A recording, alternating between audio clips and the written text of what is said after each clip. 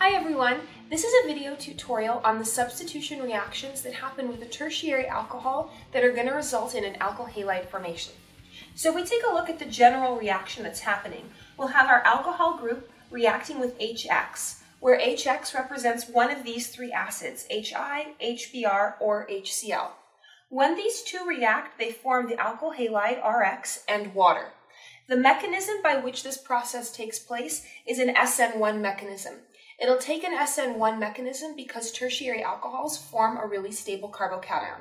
So let's take a look at an example of this kind of mechanism. Okay, so let's take a look at this mechanism. So what we're going to do first is take a look at our alcohol group. So we can identify that it's tertiary because the OH group is attached to a carbon that's attached to three other carbon groups. So now, in the very first step, what you're always going to do when you're reacting with alcohols is activate the alcohol. What we mean by activate is you're going to make this a group that's actually willing to leave and be replaced by another group. So the O will attack the hydrogen, breaking the bond between these two. When that happens now, you've protonated that alcohol, so when it leaves, it will be water, and water is completely stable, unattached.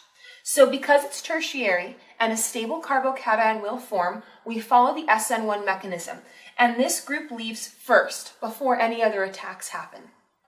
After this group leaves, you're going to form this carbocation.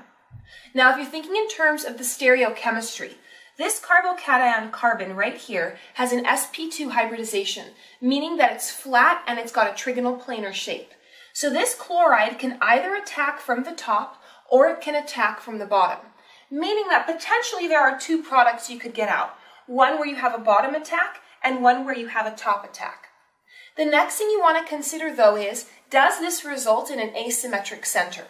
So this does not actually result in an asymmetric center because this carbon has 1, 2, but then these two groups here are identical. So there are only three groups that are different that are attached to that carbon, meaning that it's not asymmetric.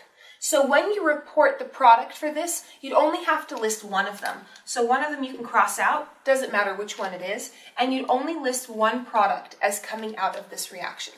And that's what the tertiary alcohol mechanism looks like.